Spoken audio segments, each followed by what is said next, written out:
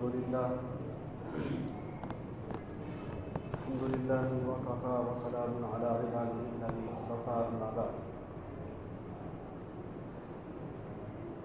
فقد قال الله تبارك وتعالى في القرآن المجيد أعوذ بالله من الشيطان الرجيم بسم الله الرحمن الرحيم وما أرسلناك إلا رحمة للعالمين صدق الله العظيم.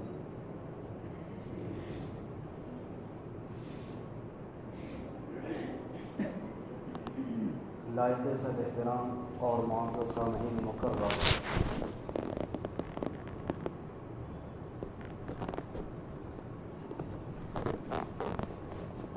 رسول اللہ صلی اللہ علیہ وسلم کی ایک حدیث سنا کر میں اپنی بات کو شروع کروں گا، چونکہ میں دیکھ رہا ہوں کہ آپ لوگ خطبہ سے پہلے آپ یہاں آئے ہوئے ہیں۔ جناب نبی اکرم صلی اللہ علیہ وسلم نے کبھی ارشاد فرمائے تھے کہ جمعہ کے دن خطبہ سے پہلے جو حضرات مسجد میں آتے ہیں انتظار نماز کے، اور اونٹ کو قربان کرنے کا اس کو ثواب ملتا ہے، لہذا آپ بڑی ہی متبرک شخصیات ہیں جنہوں نے ان احادیث پر عمل کرتے ہوئے اپنے آپ کو ان لوگوں میں شمار کیا جو آج کے دن نہایت معزز ہونے کے ساتھ رات گزاریں گے۔ رسول اللہ صلی اللہ علیہ وسلم کی باتیں، احادیث، ان کے اقوال، ان کے افعال ہمارے لیے بے انتہا اہمیت کا حامل ہے، اور ہر مسلمان جو تبلیغ الہی اور نظام الہی کی بات کرتا ہے اس کے لیے ہونا ہی یہی چاہیے کہ وہ جناب اکرم صلی اللہ علیہ وسلم کی ایک ایک ادنا سی سنتوں، ان کی باتوں پر اپنی جان کو قربان کر جائے اور عمل کر کے دکھائے۔ یہ حاصل مقصد ہے اور یہی حاصل دنیا ہے۔ انہی چیزوں کو اور انہی پر عمل پیرا ہوتے ہوئے امت محمدیہ کے وہ اشخاص جنہوں نے تاریخ عالم میں اپنے نام کو منقب کیا اور یہ بابر کرا دیا، دنیا عالم کے ماتھے پر اپنا نام زرعی اصول کے ساتھ لکھوا گئے، سونے کے حروف کے ساتھ لکھا گئے۔ چنانچہ جب بھی کتابوں کے اور بیانات کے مقامات پر ان کا نام آتا ہے تو ہماری زبان سے ان کے نام لینے سے پہلے صلاۃ اللہ، رحمت اللہ کے الفاظ نکل جاتے ہیں۔ یہ رسول اللہ صلی اللہ علیہ وسلم کی زندگی کے اندر غوطہ لگانے اور ان کی زندگی سے رموز و اوقاف کو چننے اور ان کی سیرت پر اپنی زندگی کو ڈھالنے کا ان کو یہ انعام اللہ رب العالمین نے جو ہے عطا فرما دیا تھا۔ چنانچہ آج کی محفل میں اور آج کی مجلس میں، آج کے اس خطبے میں رسول اللہ صلی اللہ علیہ وسلم کی ذات مقدسہ کو میں چاہتا ہوں کہ اپنی اس ٹوٹی پھوٹی زبان سے جو ہے رب اللسان کروں اور ہم اور آپ ان سیرت اور ان کی باتوں میں جو ہے گھل مل جائیں، کھو جائیں، مدینے کی بات کریں، رسول اللہ صلی اللہ علیہ وسلم کی جو ہے زندگی کی بات کریں، ان کے ایام کی بات کریں، ان کی سیرت کی بات کریں، پھر دیکھیں کتنا لطف اور کتنا مزہ آتا ہے۔ ان کی سیرت میں کس قدر نکھار، کس قدر الفت، کس قدر ذائقہ اور کس قدر ان کے زندگی کے اندر جو ہے پیار اور محبت بھرا پیغام بھرا ہوا ہے کہ ہم جب سنیں گے تو ہمارے ذہن و دماغ کے اندر ایک الگ ہی لطف، چاشنی اور ہماری زندگی کے اندر ایک الگ نکھار پیدا ہو۔ لہذا مجھ سے قبل دنیا عالم کا ہر انسان جب وہ سیرت النبی صلی اللہ علیہ وسلم پر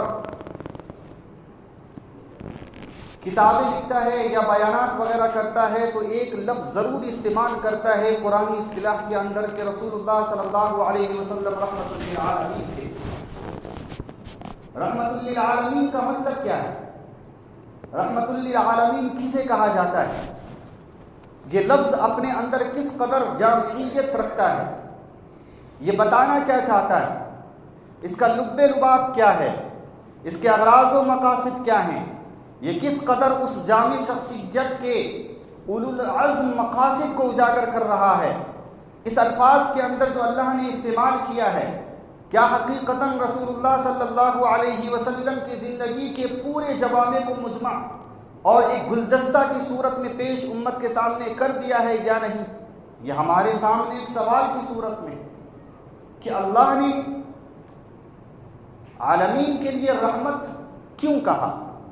اس کی وجہ کیا ہے؟ چند مثالیں اس کے ضمن میں اور چند واقعات کے ذریعے میں اپنی بات کو جو ہے کم وقت میں ختم کروں گا۔ وَمَا أَرْسَلْنَاكَ إِلَّا رَحْمَةً لِلْعَالَمِينَ، اللہ رب العالمین فرماتے ہیں کہ اے پیغمبر، ہم نے آپ کو دنیا عالم کے لیے رحمت بنا کر بھیجا ہے۔ چنانچہ یہ فرشتوں کے لیے بھی رحمت ہے، یہ انسانوں کے لیے بھی رحمت ہے، یہ جناتوں کے لیے بھی رحمت ہے، یہ دیگر مخلوقات کے لیے بھی رحمت ہے، یہ ایک ایک مرد کے لیے رحمت ہے، یہ ہر عورت کے لیے رحمت ہے۔ گویا کہ رسول اللہ صلی اللہ علیہ وسلم کی ذات پورا مجمع گلدستہ عالم کے ہر ایک خطے کے لیے، چاہے وہ جاندار ہو یا بے جاندار ہو، چاہے وہ کسی بھی قسم سے جنس سے تعلق رکھتا ہو، رسول اللہ صلی اللہ علیہ وسلم کی ذات اس کے لیے رحمت بنے گی۔ ہم نے دیکھا، جب ہم نے تاریخ کا مطالعہ کیا تو ہمیں معلوم چلا کہ ایک ایسی ذات جسے عورت کہا جاتا ہے، وہ اس عورت کو دنیا کفر، دنیا اسلام کے علاوہ سارے مذاہب اسے ایک حقارت کی نگاہ سے دیکھتے تھے۔ عربستان کے اندر، عرب کے علاقے کے اندر، یورپ اور امریکہ کے اندر جو آج ڈھنڈورا پیٹ رہے ہیں کہ اسلام نے عورت کو جکر کر رکھا ہے، واللہ اور للہ کلمہ طیبہ پڑھ کے کہتا ہوں کہ اگر کوئی ایسا خطیب مل جائے، اگر کوئی ایسا جو ہے اپنے زبان سے لکھنے سے اگر کوئی ایسا افراد مل جائے جو اولو العزم شخصیت کے اس عالمین رحمت کے بیان کو عالمین کے سامنے بیان کرے تو حقیقت سامنے آ ہی جائے گی۔ لیکن ہوا یہ کہ ہم سے زیادہ اس بات کو انہوں نے استعمال کیا اور دنیا کائنات کو منوانے پر مجبور کر دیا کہ عالمین کے لیے یہ جو مسلمان ہیں اور اس کا اسلام ہے، عورتوں کے لیے ایک گویا کے چہار دیواری بنا کر رکھ دیا ہے اور اسے کہیں نکلنے، کہیں کام کرنے، اسے جو ہے آزادی دینے پر مجبور ہے۔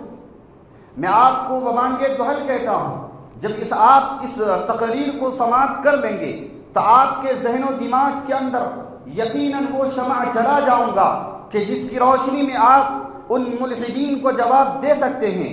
میں بات کر رہا تھا تاریخ عالم کی، میں بات کر رہا تھا ان لوگوں کی جو یہ کہتے ہیں کہ اسلام نے ان کو جکر رکھا ہے۔ آپ حضرت رسول اللہ صلی اللہ علیہ وسلم کے بعثت سے پہلے کا زمانہ ذرا دیکھیں، عورت کی کیا صورت تھی، امریکہ کے اندر کیا تھی، یورپ کے اندر کیا تھی، یہ یہود و نصارہ عورت کی ذات کے سلسلے میں کیا نظریہ اور نقطۂ نظر رکھتے تھے۔ آپ کو معلوم ہے، کتابیں گواہ ہیں، وہ عورتوں کو ایک حقیر اور ایک ناچیز ذات سمجھتے تھے، اور اگر جو ہے راستے پر چل رہی ہوں اسے حقارت کی نگاہ سے دیکھتے تھے۔ اگر لڑکی جوان ہو جائے اسے جو ہے اپنی خواہشات نفسانی کا ایک اڈا سمجھتے تھے۔ ہر انسان چاہتا تھا کہ اس عورت کے ساتھ زنا کریں، بدفعلی کریں، بس اسی کے لیے عورت مانی جاتی تھی۔ چنانچہ یہ بات تاریخ میں لکھی ہے کہ جب کسی گھر کے اندر جب عورتیں جوان ہو جایا کرتی تھیں، لڑکیاں جوان ہو جایا کرتی تھیں، تو گاؤں کے گنڈے، گاؤں کے اوباش تمام کے تمام ٹولیاں بنا کر کے اس گھر کے اوپر حملہ کرتے تھے، لہٰذا وہ صرف نازک کے ساتھ بدفعلی کیا کرتے تھے، صرف نازک کی کوئی عزت نہیں تھی۔ لیکن جب اسلام آیا تو وہ عورت کے لیے رحمت بن کے آیا اور یہ پیغام سنایا، عورت اگر ماں ہے تو اس کے قدموں تلے جنت ہے، عورت اگر بیٹی ہے اس کی کفالت پر جنت ہے، عورت اگر بیوی ہے اس کے ایک لقمہ کھلانے پر صدقہ کا ثواب ہے، عورت اگر بیوہ ہے اس کی امداد جہاد کے برابر ہے۔ یہ اسلام کا پیغام تھا، پھر عمل کر کے بتایا۔ چنانچہ ایک صحابی رسول انور صلی اللہ علیہ وسلم کے خدمت میں حاضر ہوتے ہیں اور یہ عرض کرتے ہیں، اے اللہ کے رسول، اے رحمت للعالمین، اے پیغمبر ہادی، اے محمد رسول اللہ، آج مجھ سے میرے ذریعے ایک ایسا گناہ سرزد ہوا ہے، ایک ایسا خطا سرزد ہوئی ہے جس کی کوئی انتہا نہیں ہے۔ رسول اللہ نے پوچھا، کیا آپ نے شراب پی لی ہے؟ کہا کہ شراب سے بڑا گناہ کر کے آیا ہوں۔ کہا کہ آپ نے کوئی چوری کا عمل کیا ہے؟ کہا اس سے بڑھ کر گناہ کر کے آیا ہوں۔ فرمایا، کیا کسی کو قتل کر کے آئے ہو؟ کہا نہیں، اس سے بھی بڑا گناہ ہے۔ فرمایا، میرا گناہ ایسا ہے کہ زمین سے آسمان تک پورا خلا فل ہو گیا ہے، میرا گناہ ایسا ہے کہ آسمان تھرا گیا ہے، میرا گناہ ایسا ہے کہ زمین کانپ گئی ہے، میرا گناہ ایسا ہے کہ پہاڑ لرز گئے ہیں، میرا گناہ ایسا ہے کہ فرشتے جو ہے ہمارے اوپر غضب کی نگاہیں دیکھ رہے ہیں، پوری دنیا میرے خلاف ہے۔ وہ کیا کیے ہو؟ فرمایا کہ میں آپ سے پہلے جو ہے مانتا تھا ابو جہل کو۔ ابو جہل کے فوج کا ایک آدمی تھا۔ ابو جہل کا قانون تھا کہ عرب کے اندر کوئی بھی اپنی جوان لڑکی کو نہیں رکھے گا، جوان ہوتے ہوتے اسے دفنا دے گا۔ چنانچہ میرے گھر کے اندر 8 سال کے بعد ایک بچہ پیدا ہوا جو لڑکی تھی۔ چنانچہ میرے اوپر ابو جہل کا قبضہ تھا، میرے اوپر اس کی فوج ہونے کے نسبت سے مجھے اس کی بات ماننے پر میری ذات مجبور تھی۔ چنانچہ ایک موقع پر میں جب باہر نکلا، ابو جہل میرا گریبان پکڑ کے کہتا ہے کہ اے سنا، تیرے گھر میں میں نے سنا ہے کہ لڑکی کی ولادت ہوئی ہے اور جو ہے پروان چڑھ رہی ہے۔ مجھ سے اس سے محبت بھی تھی، میں اس سے محبت بھی کرتا تھا، بڑی خوبصورت لڑکی تھی۔ جب میں گھر کو جاتا تھک جایا ہوتا، جب میں کما کے جاتا میرے سینے سے چپٹ جایا کرتی تھی۔ آپ غور کریں، آپ صاحب اولاد ہیں جن کے پاس لڑکیاں ہیں، کیا محبت ہوتی ہے، کیا فرق ہوتا ہے، کیا جو ہے انسیت ہوتی ہیں لڑکیوں سے اور چھوٹی بچیوں سے۔ چنانچہ وہ شخص ابو جہل کے پاس جو ہے اس کی بات سن کر کے گیا اور یہ واقعہ رسول اللہ صلی اللہ علیہ وسلم کو بتا رہے ہیں۔ میں آپ کے دل کو جھنجھوڑنے کے لیے یہ واقعہ عرض کر رہا ہوں، میں اس کی جو ہے ثقافت کی طرف نہیں جا رہا۔ یہ حدیث کتنی معتبر ہے وہ اپنی جگہ، واقعہ ہے یہ رسول اللہ صلی اللہ علیہ وسلم کے جو ہے زندگی کے اندر پیش آیا ہوا ہے۔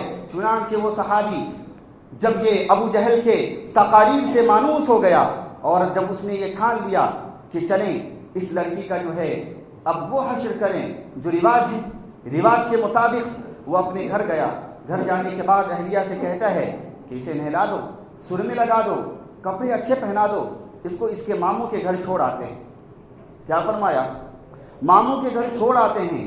بیوی تھی، اس کے اندر تو اور محبت ہوتی ہے، بہت اچھے سے اس کو سنوارا، اس لڑکی کو گویا کہ پری بنا دیا۔ پھر اس کے بعد چونکہ اس کے دل کے اندر فطور تھا، گناہ کا مانتا تھا، گناہ کرنے کا ارادہ تھا، مجبور تھا حکومت سے، وہ آگے بڑھا، اپنی بیٹی کو اپنے گود میں اٹھایا، سینے سے قریب لا کر کے دروازے سے نکلتے ہوئے سامنے فورا رکھا ہوا تھا اٹھا کر کے لے کے چلا گیا۔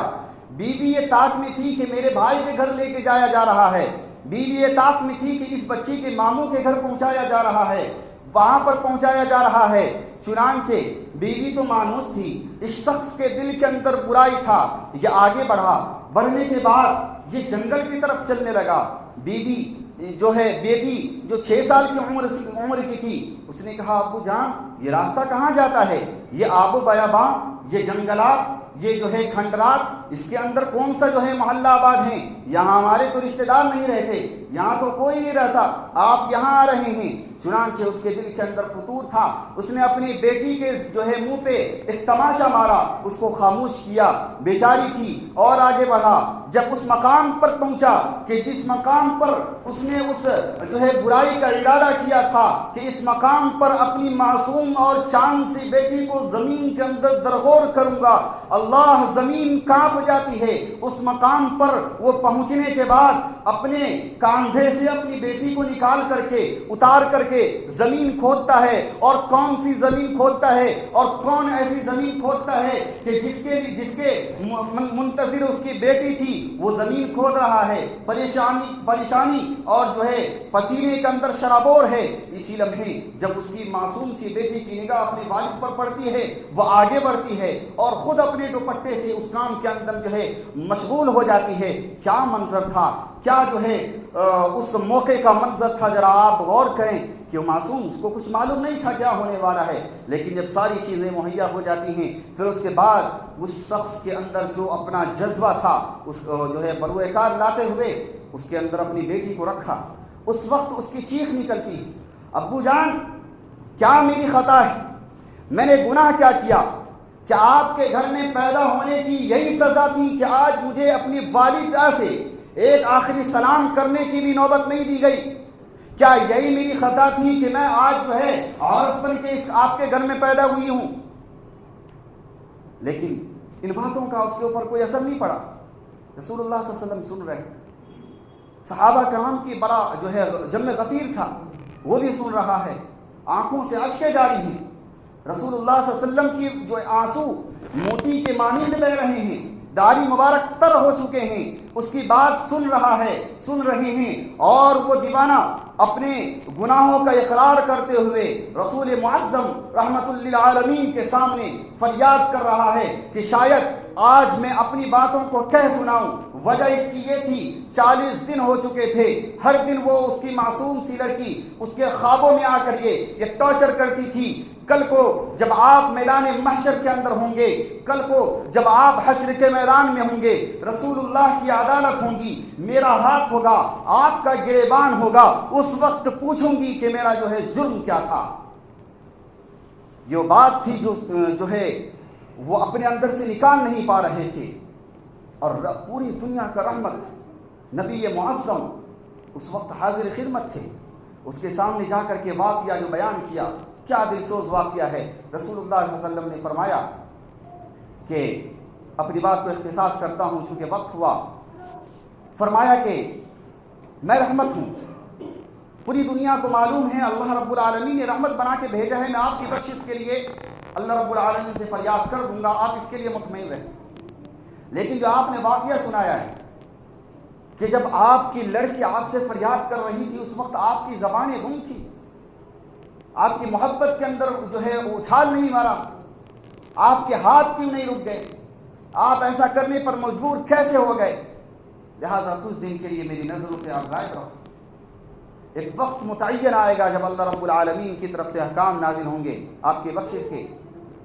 چنانچہ اتنا بڑا گناہ بھی آپ کا جو ہے میرے ذریعے سے صاف ہوگا۔ میں عرض کر رہا ہوں کہ رسول اللہ صلی اللہ علیہ وسلم کی ذات عورتوں کے لیے رحمت ہے، جیسے کہ عالمین کے لیے رحمت ہے، اور میں نے یہ جو بنیاد مانگی تھی کہ عالمین کو بتانے کے لیے کہ عالمین کا اسلام اور عالمین کے لیے اسلام پوری تحریک ہے، اور جو ہے اسی طریقے سے رسول اللہ صلی اللہ علیہ وسلم کی ذات یہ عورتوں کے لیے رحمت تھی۔ پوری دنیا کے اندر جو بھی پروپیگنڈے ہو رہی ہیں، جیسے کہ میں نے شروع میں کہا، کوئی ایسا خطیب نکلے، کوئی ایسا جو ہے داعی نکلے کہ ان کو ببانگے تو حل کہے، ان واقعے کی طرف نشاندہی کرے اور دنیا کو بتانے پر مجبور کرے کہ اسلام جو ہے عالمین کے لیے رحمت تھا، وہ عورتوں کے لیے بھی رحمت تھا، عورتوں کے لیے پیغام پیامبر بن کے آیا تھا، عالمین کے لیے رحمت تھا، وہ رحمت ہی رحمت تھا، جہاں تھا رحمت تھا، جہاں گیا رحمت تھا، جس مقام پر تھا رحمت تھا، جس کے لیے آیا وہ رحمت تھا، جو اسلام کے اندر آئے وہ تمام کے اندر جو قاتل تھے اس کی وجہ سے، اس کی رحم دلی کی وجہ سے مصلح امت بنے، جو ہے اپنے ظلم و ستم کے پار توڑا کرتے تھے وہ صحابی رسول بنے۔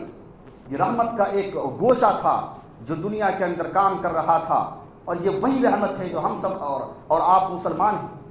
یہ رحمت ہے جس کی وجہ سے ہم اللہ رب العالمین کے سامنے سجدہ ریز ہوتے ہیں۔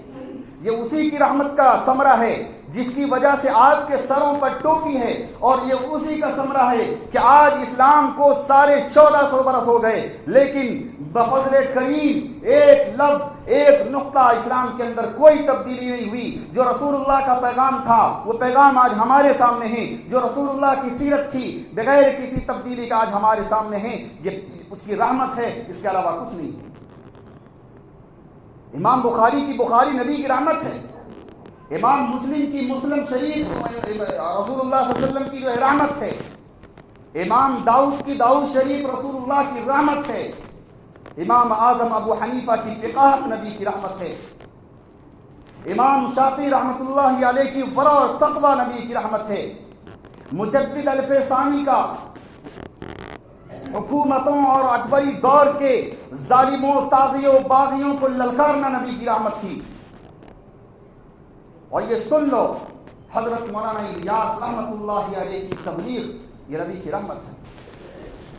یہ نبی کی رحمت ہے جس کی وجہ سے ساری دنیا کے اندر اسلام جگمگا رہا ہے. یہ نبی کی رحمت ہے. اس رحمت کے پیغام کو لے کر اٹھنا ہے. رحمت للعالمین کے نظریے کو پوری کائنات میں پھیلانا ہے. ہم نے الست بربکم کے جو ہے اسی موقع پر ہم نے اس کی قسم کھائی تھی اور اللہ سے جو ہے وعدہ کیا تھا. آج اس وعدے کے ایفا کا وقت ہے کہ آج ہم کر دکھائیں, اس رحمت للعالمین کی رحیمیت کو پوری دنیا کے اندر اجاگر کریں اور یہ بتائیں کہ آپ کیسے بھی ہو, چاہے آپ کی بت پرستی کے اندر 80 سال کی عمر بیتی ہو, آؤ اسلام کے اندر بالکل شفاف مذہب ہے. ایک بار آؤ تو صحیح, سارے گناہ معاف ہوں گے. ذرا ادھر آؤ تو صحیح, کتنا شفاف مذہب ہے, کتنا پاکیزہ مذہب ہے. یہ پیغام سنانے کی جو ہے ضرورت ہے اور خاص طور پہ آپ کو معلوم ہے ہندوستان کے اندر تو ضرورت ہے ہی. چنانچہ رحمت بننے کی کوشش کیجیے. اور آخر بات, یہ رحمت کا تقاضا ہے اور رحمت کا تقاضا ہے اور مانیے اور پورے عالم کے اندر پھیلائیے. اور اسی طریقے سے جو معاشرے میں وہ زبان ادا نہیں کر پا رہا ہوں کہ معاشرے کے اندر وہ برائی جس کو مٹانا میں چاہتا ہوں, یا اللہ رب العالمین کا فضل ہوا تو انشاءاللہ اس کام کے لیے بھی اٹھیں گے اور دنیا کو باور کرائیں گے. بہرحال میں آخر بات یہ آپ سے عرض کر رہا ہوں کہ چونکہ ان تمام چیزوں سے جو متفق اور زیادہ جو اقرب ہے وہ یہ ہے کہ آپ خطبہ سے پہلے مسجد کے اندر آنے کی جو کوشش کریں اور خطیب کے بیان کو سنیں. یہ صرف اور صرف مسلمانوں کا وتیرہ ہے رسول اللہ صلی اللہ علیہ وسلم کی رحمت کے صدقے کے فعل میں کہ ایک جمعہ کا وقت ہوتا ہے اور پورے معاشرہ کے اندر کیا ہے اللہ کی باتیں لوگوں کے سامنے آتی ہیں. آپ ادیان کا مطالعہ کریں, ایسا وقت ہے ان کے جمعہ کا کوئی ایسا ہفتے کا دن ہو اور تمام کے تمام لوگوں کے اوپر یہ فرض ہو کہ آگے جمعہ کی نماز پڑھے اور جو ہے باتیں سنیں. یہ میسج کے طور پہ ایسی باتیں دیگر ادیان کے اندر نہیں ہے. اس کو نعمت سمجھیے اور مسجد کے وقار کو نمازوں کے اندر جو ہے جلدی آنے کی فکر کیجیے. اور خاص طور پہ جمعہ کے اندر انشاءاللہ اگر اللہ کی توفیق رہی تو آئندہ ہفتے سے چونکہ عید قربہ آ رہا ہے اس کے موضوع پر مفصل گفتگو کریں گے. وما علینا الا البلاغ. سنت پڑھنے